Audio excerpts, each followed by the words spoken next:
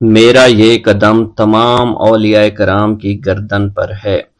ایک مرتبہ محلہ حلبہ میں اپنے مہمان خانے میں وعظ فرماتے ہوئے حضور سیدنا غوث اعظم پر اچانک حالت کشف طاری ہوئی۔ آپ رحمت اللہ علیہ نے فرمایا، میرا یہ قدم ہر ولی اللہ کی گردن پر ہے۔ یہ ارشاد سن کر تمام اولیاء اللہ نے اپنی گردنیں جھکا دیں۔ صلحائے امت نے اس کی توضیح فرمائی ہے کہ آپ رحمت اللہ علیہ کے عہد مبارک اور بعد میں قیامت تک آپ کی عطا کے بغیر ولی اللہ ولایت کے درجے پر فائز نہیں ہو سکتا۔ سلطان الہند حضرت خواجہ معین الدین چشتی المعروف خواجہ غریب نواز اس وقت خراسان کے پہاڑوں پر مجاہدات میں مشغول تھے۔ انہوں نے بھی حضور سیدنا غوث اعظم کا ارشاد گرامی سن کر اپنی گردن جھکا دی اور یوں عرض گزار ہوئے، آپ کے قدمین شریفین میرے سر اور میرے آنکھوں پر ہیں۔ حضور سیدنا غوث اعظم فرماتے ہیں کہ میں 10 برس کی عمر میں اپنے شہر کے مکتب میں حصول علم کے لیے جایا کرتا تھا۔ اس وقت میرے ساتھ ملائکہ بھی ہوتے تھے جو میرے آگے پیچھے میری حفاظت کے لیے چلتے تھے۔ جب میں مدرسہ پہنچتا تو یہ منادی کرتے تھے، اللہ کے ولی کے لیے جگہ خالی کر دو۔ چنانچہ وہ میرے لیے جگہ خالی کر دیتے تھے۔ ایک مرتبہ میں نے ایک ایسے شخص کو دیکھا جس نے فرشتوں کی آواز سن کر کہا، جس میں کوئی مزاحمت نہ ہوگی، کہ یہ ایک نہایت معزز گھرانے کا فرد ہے اور عن قریب اس کو وہ عظمت حاصل ہوگی جس میں کوئی مزاحمت نہ ہوگی، اور اس کو ایسا قرب نصیب ہوگا کہ اس کو کوئی فریب نہ دے سکے گا۔ پھر 40 برس بعد میں نے اس شخص کو پہچانا۔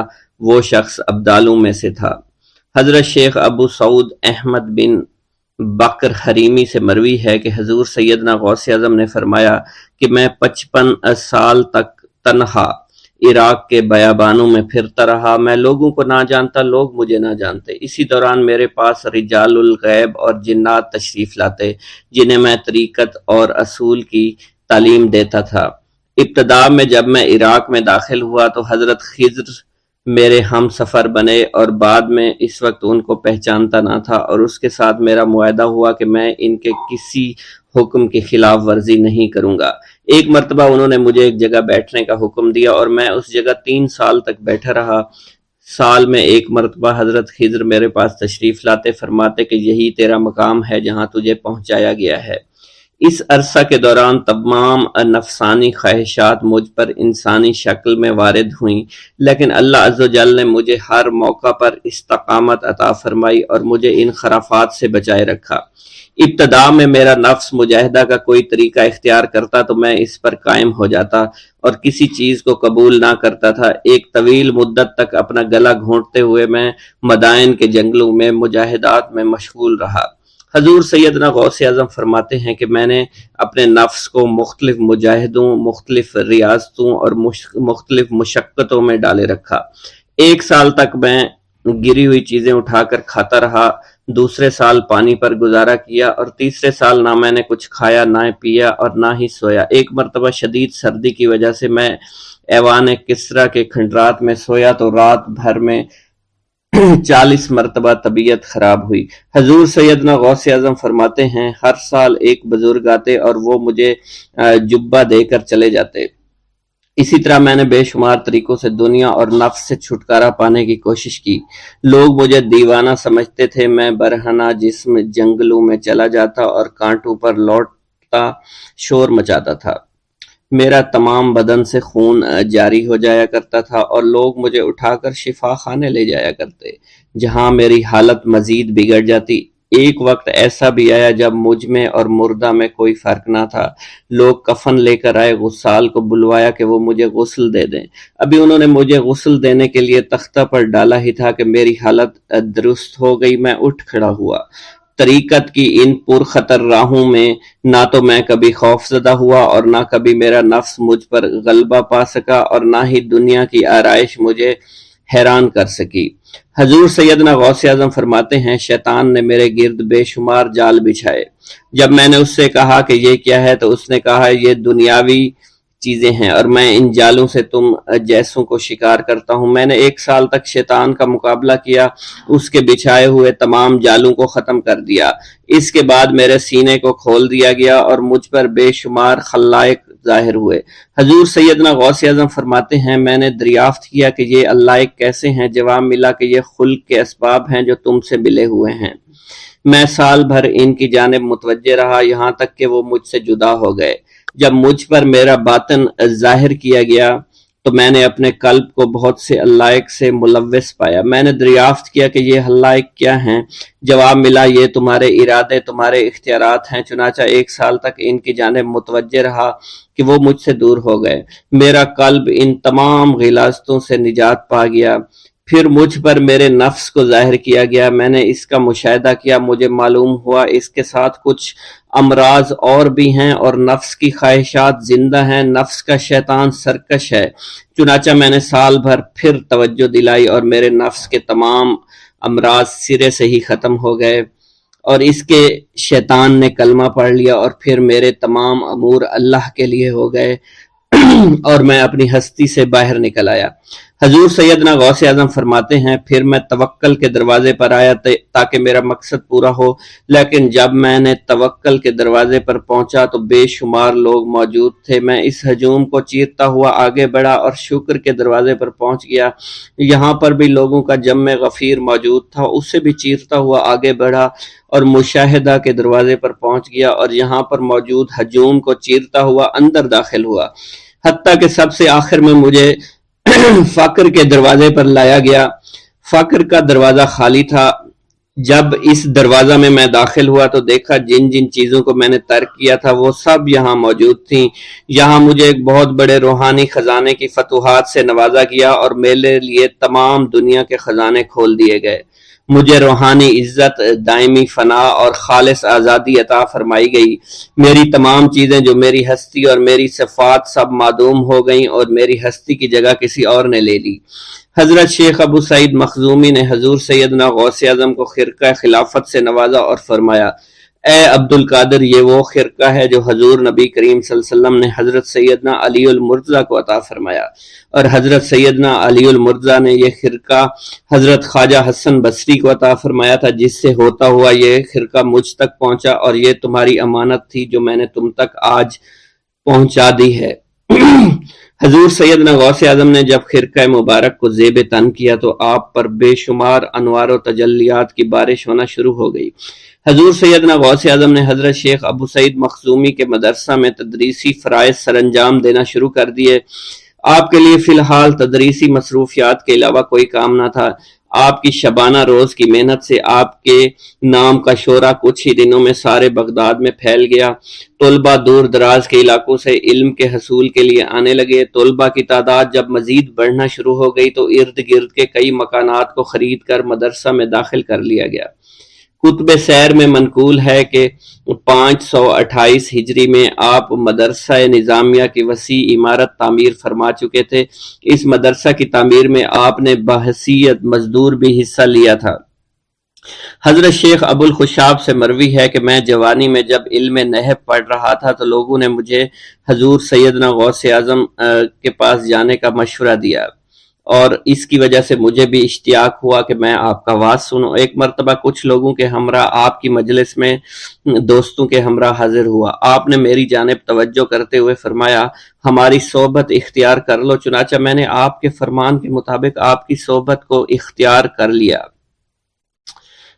آپ نے مجھے علم نحو کے علاوہ علوم عقلیہ اور تقلد حاصل کیے جس سے مجھے کوئی واقفیت پہلے نہیں تھی۔ 1 سال کے عرصہ میں آپ کی نظر کرم سے میں نے وہ علوم حاصل کر لیے جو گزشتہ اتنی عمر گزارنے کے باوجود بھی مجھے حاصل نہیں ہوئے تھے۔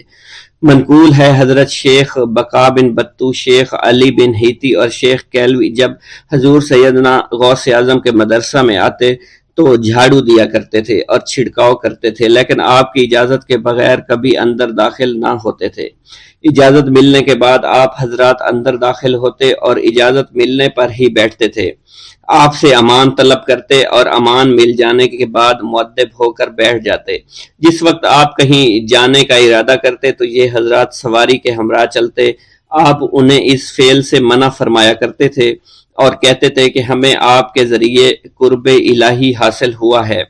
حضرت شیخ محمد قائل الادنیٰ سے مروی ہے کہ ایک مرتبہ حضور سیدنا غوث اعظم سے دریافت کیا گیا کہ آپ کی بزرگی اور عظمت کا راز کیا ہے؟ آپ نے فرمایا کہ میں کبھی جھوٹ نہیں بولتا اور کبھی کسی سے کذب بیانی نہیں کرتا۔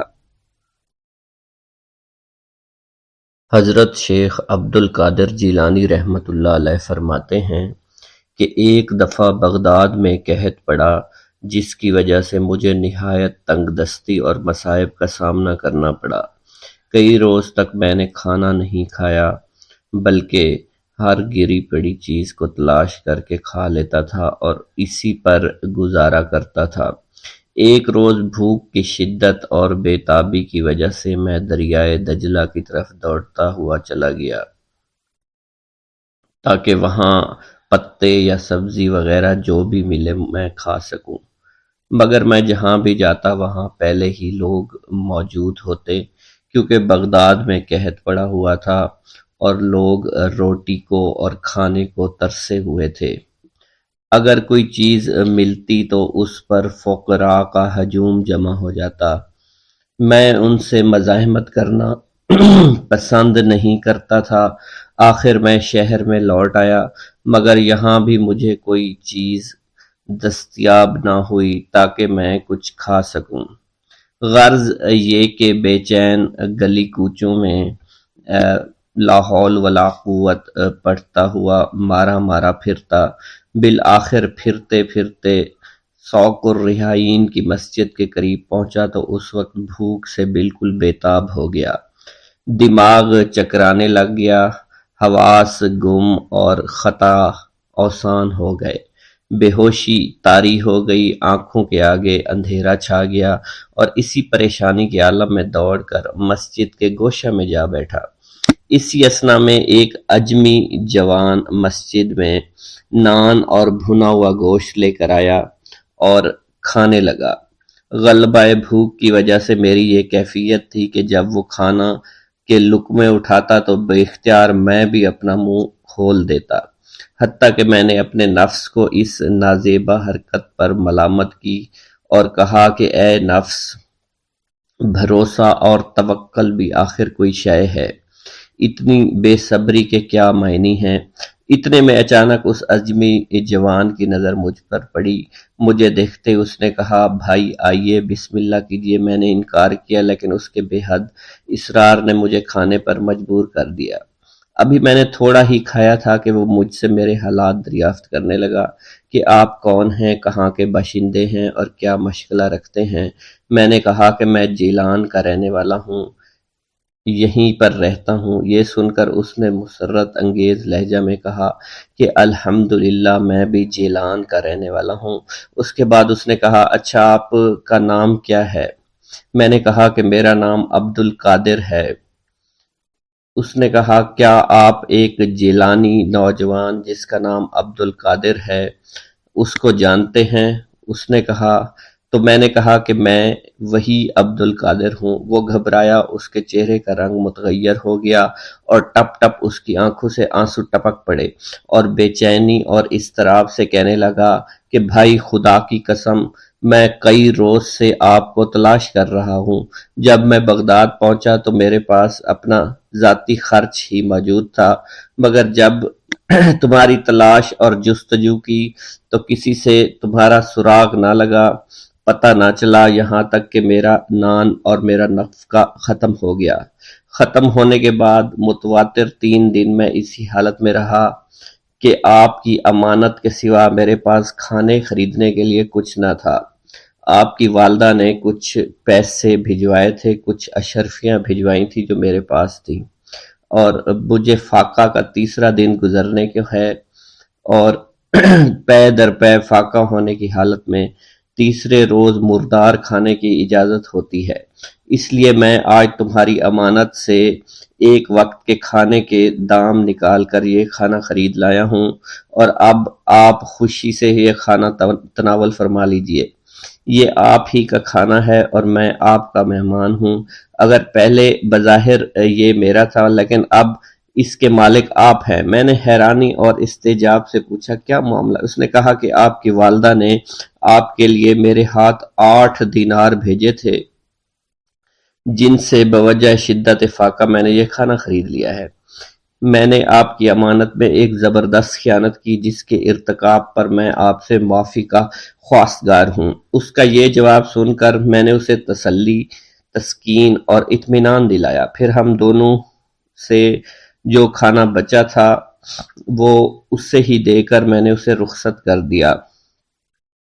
مل گیا جو اسے انعام خدا جانتے تھے، نہ برا جانتے تھے نہ بھلا جانتے تھے۔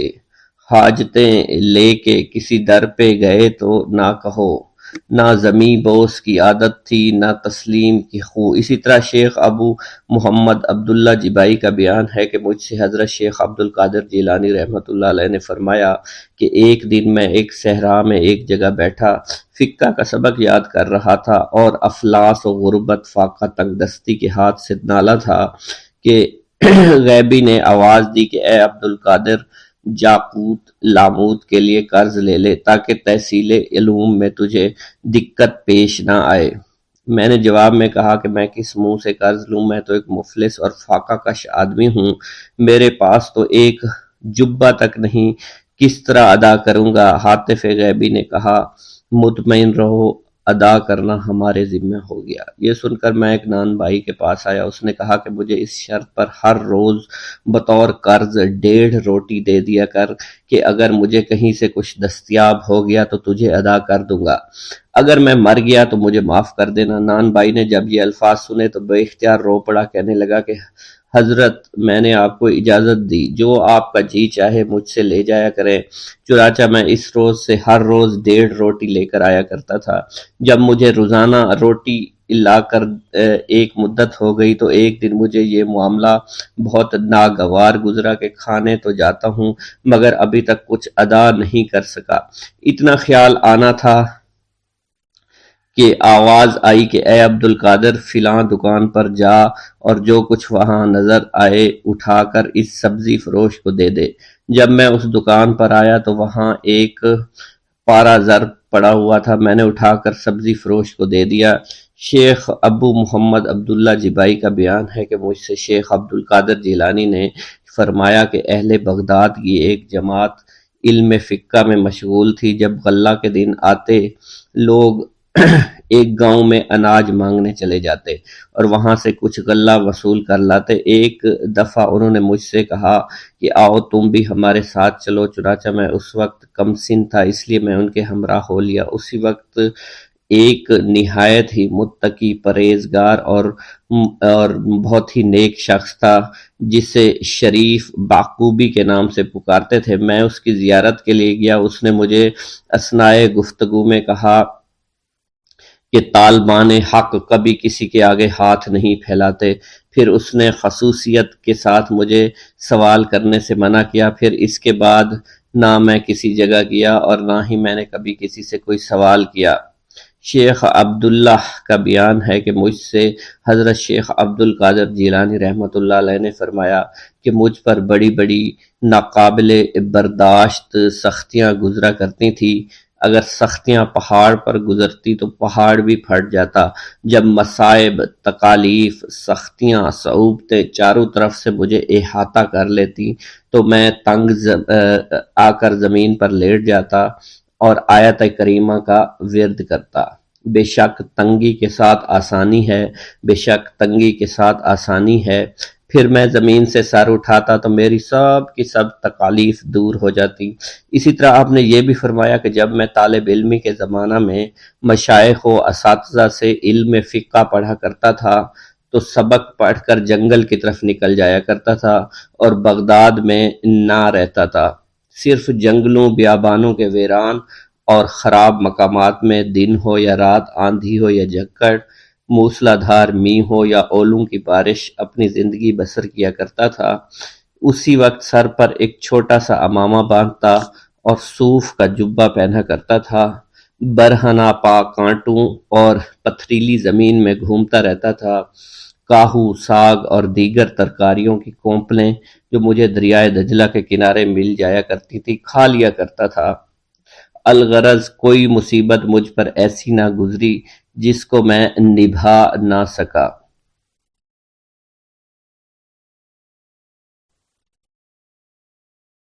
سرکار غوث اعظم شیخ عبد القادر جیلانی رحمۃ اللہ علیہ دستگیر بڑے ہی منکسر المزاج، رقیق القلب، نرم طبیعت اور سادہ لوح تھے۔ اتنی بزرگ شخصیت کے اندر اعلیٰ ترین مقام پر فائز ہونے کے باوجود اپنی شان و رفعت کا ذرا برابر تصور نہ تھا۔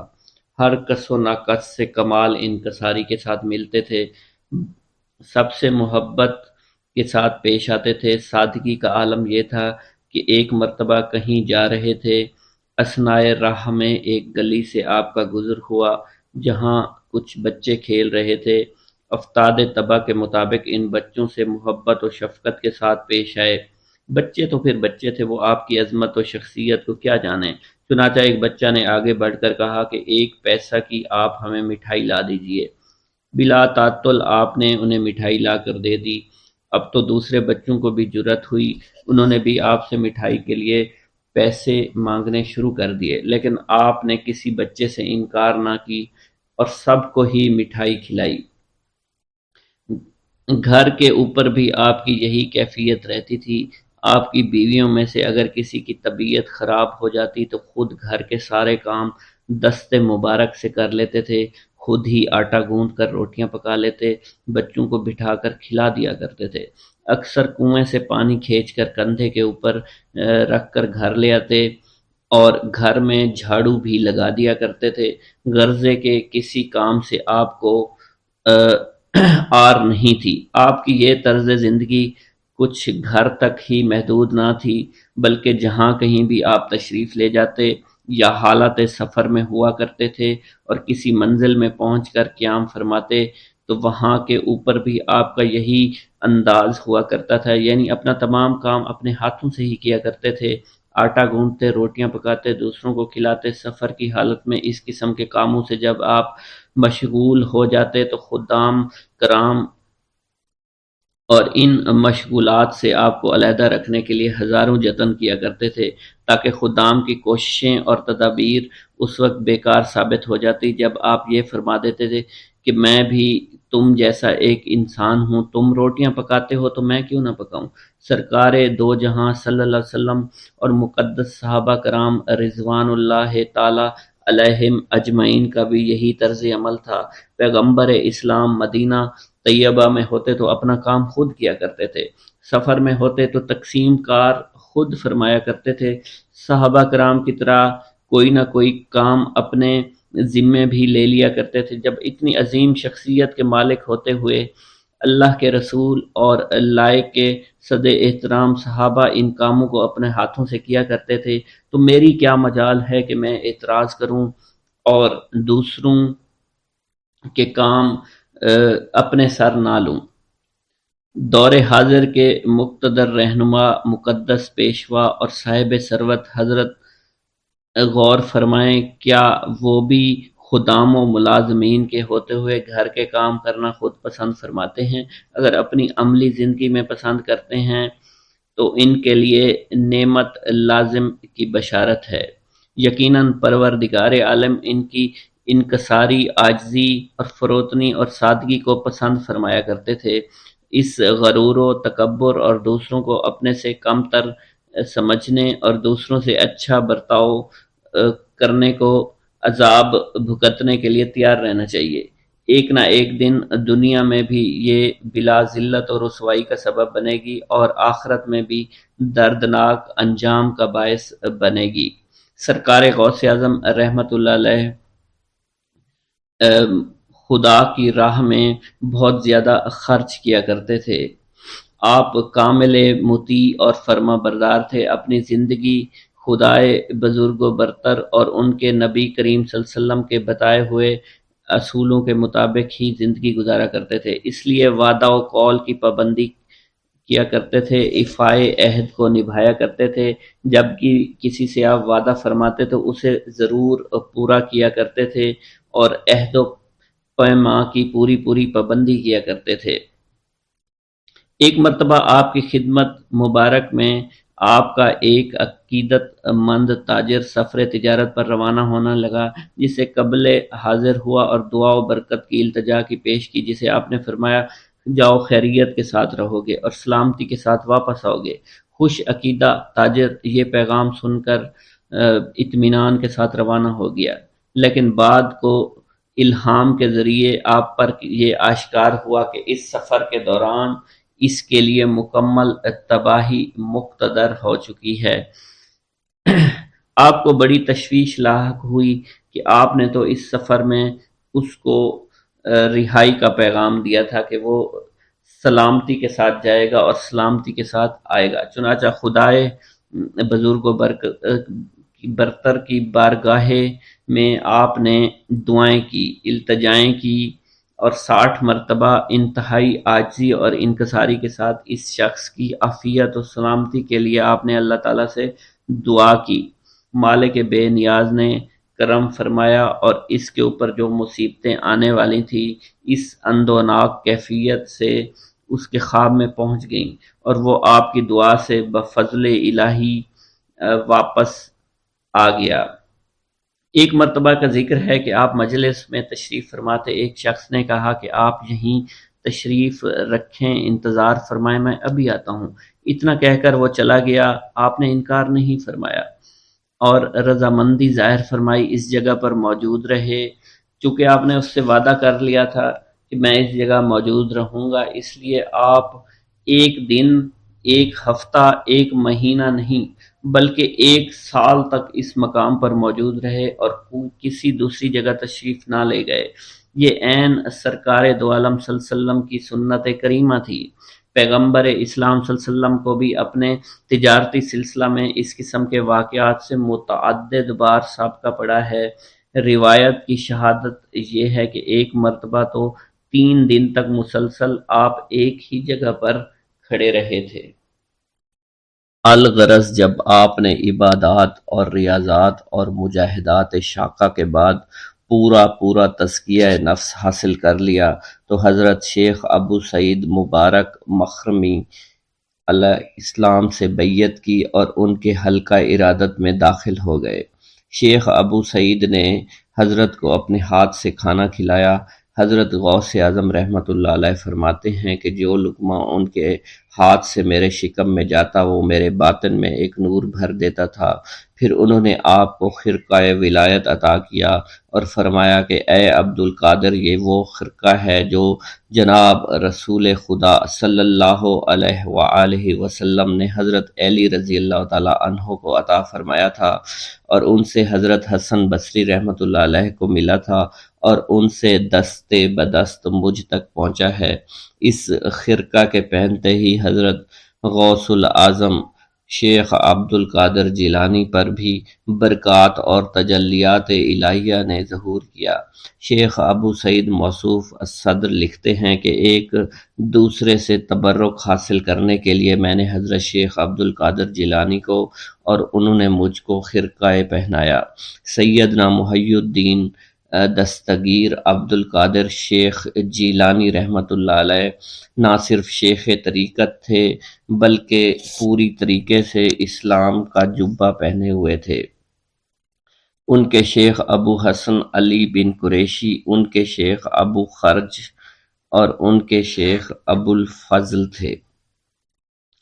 ان کے شیخ حسن بصری، ان کے حضرت علی مرزا کرم اللہ وجہہ اور ان کے حضور سرور کائنات صلی اللہ علیہ وآلہ وسلم تھے۔ حضرت غوث اعظم جیسا کہ بیان کیا جا چکا ہے طبعاً مخلوق اور ویرانہ پسند تھے، اس کے علاوہ گوشہ نشین بھی تھے۔ اس وقت بغداد میں خلفائے عباسیہ کا دورہ تھا۔ اہل زمانہ دنیا طلبی میں منہمک، عمرہ حکومت میں بدمست اور نشہ امارت میں سرشار تھے۔ طالب دنیا علماء نے اپنی اور دوسروں کی دنیا خراب کر رکھی تھی۔ جاہل صوفیہ نے طریقت کو شریعت سے علیحدہ کر رکھا تھا۔ چنانچہ اس سے متاثر ہو کر بہت سے علماء کرام وعظ و نصیحت اور دوسرے خرافات میں پڑے ہوئے تھے۔ آپ نے اشاعت اسلام اور تجدید دین کا بیڑا اس وقت اٹھا لیا تھا، ابھی اس کا عزم ہی کیا تھا کہ سرور کائنات رسول صلی اللہ علیہ وسلم کو آپ نے خواب میں دیکھا۔ حضور نے فرمایا، اے عبد القادر، تم اللہ کی مخلوق کو گمراہی سے بچانے کے لیے واعظ و نصیحت اور پند و نصیحت کیوں نہیں کرتے؟ آپ نے عرض کی، حضور میں ایک اجمی شخص ہوں، رب کے سامنے کس طرح اپنی زبان کھولوں؟ سرور کائنات نے فرمایا، اپنا منہ کھولو۔ آپ نے منہ کھولا، حضور نے 7 بار لعاب دہن آپ کے منہ میں لگایا اور فرمایا، جاؤ تم واعظ و نصیحت کرو اور لوگوں کو اپنے رب کی طرف لاؤ۔ چنانچہ ظہر کی نماز پڑھ کر آپ بیٹھے تو خلقت آپ کے گرد جمع ہو گئی، آپ کچھ مرعوب سے ہو گئے۔ اسی اثنا میں آپ نے شیر خدا علی المرتضیٰ کو مجلس میں اپنے سامنے ایک کھڑا پایا۔ حضرت علی نے فرمایا، اے عبد القادر، واز کیوں نہیں کرتے؟ آپ نے کہا، ابا جان میں گھبرا گیا ہوں۔ حضرت علی نے فرمایا، اپنا منہ کھولو۔ حضرت علی نے 6 مرتبہ اپنا لعاب دہن آپ کے منہ میں لگایا۔ آپ نے عرض کیا، پورے 7 مرتبہ کیوں نہیں ڈالا؟ شیر خدا نے کہا کہ رسول خدا صلی اللہ علیہ وسلم کے ادب اور پاس کی وجہ سے میں ایسا نہیں کر سکتا۔ اس کے بعد حضرت علی رضی اللہ تعالی عنہ شیر خدا آپ سے پوشیدہ ہو گئے، اور پھر آپ کا فکر دل دنیا سے غوطے کھانے لگا، حقائق و معارف کے موتی نکالنے اور ساحل سینہ پر لالا کر ڈالنے لگا، اور ترجمان زبان کا دلال اپنی توتی بولنے لگا۔ لوگ آ کر طاعت و عبادات کی گریہ نما اور بے بہار قیمتیں گزران ان کو خریدتے، خدا کے گھروں کو ذکر الہی سے منور کیا کرتے تھے۔ تھوڑے عرصے بعد اطراف و اکناف بغداد میں آپ کی بہت شہرت ہو گئی۔ آپ کی مجلس اور واعظ میں لوگ کثرت سے آنے لگے کہ مدرسہ کی جگہ ان کے لیے کافی نہ ہوتی تھی، اور تنگی کی وجہ سے لوگ مدرسہ کے باہر سڑک پر ہی بیٹھ جایا کرتے تھے۔ ہجوم کی کثرت کی وجہ سے امرائے شہر نے قرب و جوار کے مکانات کو شامل کر کے مدرسہ کو وسیع العریض کر دیا تھا۔ الغرض 28 ہجری میں یہ مدرسہ ایک عالی شان عمارت کی صورت میں بن کر تیار ہو گیا تھا۔ آپ نے نہایت جد و جہد کے ساتھ وعظ و تدریس اور افتاد کا کام شروع کر دیا۔ دور دراز ممالک کے لوگ آپ سے علوم شریعت و طریقت کے حصول کے لیے جوق در جوق آنا شروع ہو گئے۔ تھوڑے ہی عرصے میں علماء و صلحاء کی ایک بڑی جماعت آپ کے پاس تیار ہو گئی۔ آپ سے علوم حاصل کر کے بہت سے لوگ اپنے شہروں کو واپس چلے گئے، اور تمام عراق میں آپ کے مریدین کثرت کی تعداد میں پھیلنا شروع ہو گئے۔ یوں تو آپ کے لاتعداد اور بے شمار تلامذہ تھے جنہوں نے آپ سے باقاعدہ علوم و شریعت و طریقت کی تعلیم حاصل کی، لیکن یہاں صرف ان چند مشاہیر کے اسماء گرامی بیان کیے دیتا ہوں۔ استاد میر محمد جیلانی، عبداللہ بطائمی، مکی بن عثمانی، محمد بن ابوالکلام، احمد بن اسماعیل۔ کچھ عرصہ بعد آپ کی شہرت وسیع اور عالمگیر ہو گئی۔ آپ کی عظمت و محبوبیت مخلوق کے قلوب میں گھر کر گئی۔ دور دراز سے کٹھن منزلیں طے کر کے لوگ آنے لگے اور آپ کی مجلس و واعظ میں شریک ہونے لگے۔ آپ کے صاحبزادہ حضرت شیخ عبد الوہاب رحمۃ اللہ علیہ بیان فرماتے ہیں کہ میرے والد ماجد واعظ سے پہلے خطبہ یوں شروع کیا کرتے تھے، الحمدللہ رب العالمین، اور یہ آپ 3 دفعہ فرمایا کرتے تھے۔ اور بہت سے لوگ آپ کی مجلس اور واعظ میں شریک ہوا کرتے تھے۔ ایک روز حضور غوث سے مآب کی مجلس میں 10,000 کے قریب آدمی جمع تھے۔ شیخ علی بن ابی نصر بھی آپ کے سامنے بیٹھے تھے کہ یکا یک ان کو نیند آ گئی۔ حضور غوث اعظم نے لوگوں کو فرمایا کہ خاموش ہو جاؤ۔ یہ فرمانا ہی تھا کہ لوگ ایسے خاموش ہوئے اگر سوائے سانسوں کی کوئی آواز سنائی نہیں دیتی تھی۔ پھر حضور غوث ممبر سے اترے اور شیخ علی ابن نصر کے روبرو ادب سے کھڑے ہو گئے اور بغور ان کو دیکھنے لگے۔ کچھ دیر کے بعد شیخ علی رحمۃ اللہ علیہ جاگ اٹھے۔ حضور غوث پاک نے ان سے دریافت کیا کہ کیا آپ نے رسول خدا صلی اللہ علیہ وسلم کو خواب میں دیکھا ہے؟ شیخ نے جواب دیا ہاں۔ آپ نے فرمایا میں حضور صلی اللہ علیہ وسلم کے ادب کے لیے ہی کھڑا ہوا تھا۔ پھر حضرت غوث پاک رحمۃ اللہ علیہ نے پوچھا کہ حضور اکرم صلی اللہ علیہ وسلم آپ کو کوئی وصیت بھی فرمائی ہے؟ شیخ علی نے جواب دیا کہ آپ کی خدمت اقدس میں رہنے کی تلقین فرمائی ہے۔